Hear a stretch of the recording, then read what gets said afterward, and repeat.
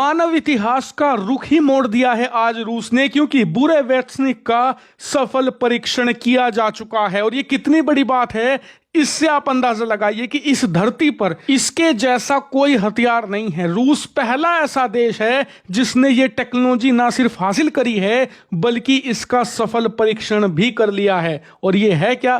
दरअसल बुरेवेत्सनिक दुनिया की पहली ऐसी क्रूज मिसाइल है जो कि न्यूक्लियर पावर से चलती है। जी हाँ, न्यूक्लियर मिसाइलों को तो आपने बहुत देखा होगा, बहुत सुना होगा, लेकिन ये पहली ऐसी मिसाइल है जो न्यूक्लियर पावर से चलती है और फिर न्यूक्लियर अटैक भी करती है, यानी कि परमाणु ऊर्जा से ये चलती है और परमाणु हमला ही करती है। और इसका सबसे बड़ा फायदा क्या है?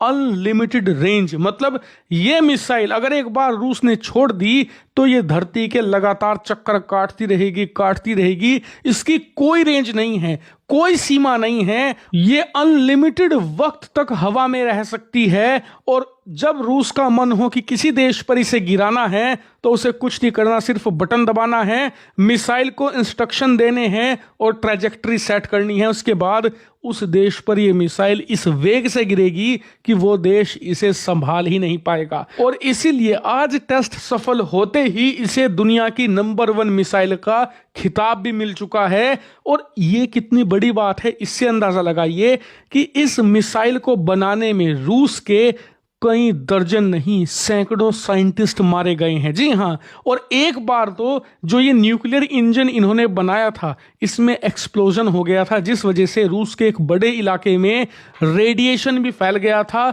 और इसकी वजह से पूरे यूरोप में हाई अलर्ट हो गया था। यहाँ तक कि अमेरिका तक में अलार्म बज गए थे, क्योंकि हवा के जरिए इस मिसाइल का रेडिएशन यूरोप तक फैलने लगा था। इससे आप अंदाजा लगा सकते हैं कि इस मिसाइल को बनाना कितना ज्यादा मुश्किल काम है। क्योंकि देखिए, दुनिया के सभी देश निरंतर प्रयास करते रहते हैं कि उनकी मिसाइलों की रेंज 400 से 500 किलोमीटर हो जाए, अगर 1000 है तो 2000 हो जाए, 5000 है तो 10,000 हो जाए, लेकिन कोई भी 12-13 हजार किलोमीटर से ज्यादा की रेंज वाली मिसाइल आज तक नहीं बना पाया है। इसीलिए सब देश की इच्छा होती है कि एक ऐसी मिसाइल हो जो इनविंसिबल हो, जिसे रोका ना जा सके और जिसकी रेंज अनलिमिटेड हो। एक मिसाइल धरती के किसी भी कोने में जाकर अटैक कर दे। और इसीलिए ऐसी मिसाइल बनाने में सिर्फ रूस अकेला नहीं था, अमेरिका भी लगा पड़ा है। और अमेरिका का डिफेंस बजट आप जानते हैं, सालाना 900 और कई बार तो $950 बिलियन तक एक साल में खर्च कर देते हैं अपनी तीनों सेनाओं पर।